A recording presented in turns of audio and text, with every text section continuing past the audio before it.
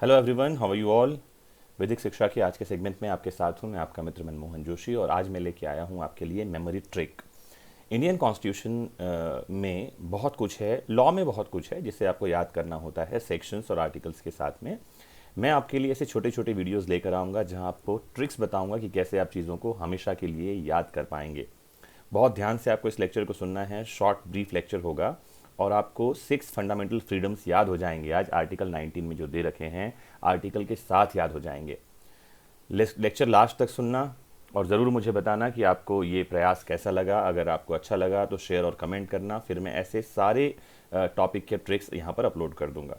तो हम याद करेंगे आज 6 fundamental freedoms of Indian constitution. Article 19 में ये प्रोविज़न है जो आपको जानना और समझना है।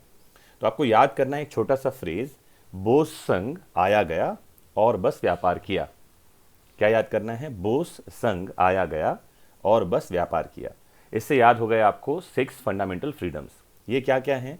तो बो से आपको शब्द बनेगा बोलने की स्वतंत्रता, बोलने की आज़ादी, राइट टू स्पीच। तो ये पहला बना बो से। दूसरा स से बनेगा सभा करने की स्वतंत्रता। सभा आप असेंबली कर सकते हैं, पीसफुल। तीसरा है स, तो संघ जो शब्द है इससे बनेगा संघ बनाने की स्वतंत्रता, संघ या समिति आप यहाँ बना सकते हैं। आया गया, ये दो शब्द मिलाकर बनता है आने जाने की आज़ादी, आबाद संचरण की स्वतंत्रता इसे हम कहते हैं। बिना रोक टोक के आप देश की सीमा में आ जा सकते हैं। फिर शब्द है बस, बस से बनेगा कहीं भी बसने की आज़ादी, बसने की स्वतंत्रता। और शब्द है व्यापार किया, मतलब आप कोई भी व्यापार कर सकते हैं, वृत्ति कर सकते हैं, आजीविका को अपना सकते हैं, राइट टू प्रोफेशन इसे हम कहते हैं। तो आपको याद क्या करना है? बोस संघ आया गया और बस व्यापार किया। आर्टिकल्स देखें आप, आर्टिकल 19(1) में ये सारी चीज़ें दी गई हैं। 19(1) ABCDEF तक हमारे पास स्वतंत्रताएं हैं। मैं आपको एक जानकारी और दे दूं, आर्टिकल 19(1)F में राइट टू प्रॉपर्टी था, जिसे हम कहते हैं संपत्ति अर्जित करने की स्वतंत्रता या संपत्ति का अधिकार जिसे हम कहेंगे। अब वो यहाँ नहीं है, उसे आर्टिकल 300A में डाल दिया गया है। मोरारजी देसाई की सरकार के समय उससे इस फंडामेंटल राइट को यहाँ से हटा दिया गया।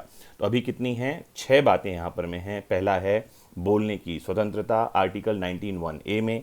दूसरा है सभा करने की स्वतंत्रता, सभा करने की आज़ादी, 19(1)B में। संघ बनाने की आज़ादी, 19(1)C में। आने जाने मतलब देश में आबाद संचरण की आज़ादी है, 19(1)D में। अब ये दो आगे पीछे करना है आपको, बसने की आज़ादी और व्यापार करने की आज़ादी।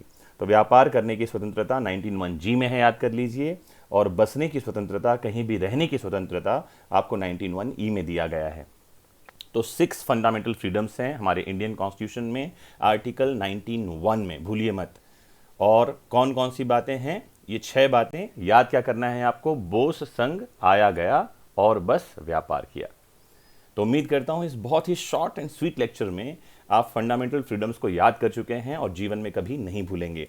कमेंट बॉक्स में ज़रूर बताइएगा आपको ये कैसा लगा, तो सो दैट मैं आगे और लेक्चर्स आपके लिए बनाऊं और अपलोड करूं। आज के लिए इतना ही। Thank you very much. बहुत इंपॉर्टेंट है, जुड़े रहिए अपने फेवरेट चैनल वैदिक शिक्षा से। Have a nice time, take care, see you, bye bye.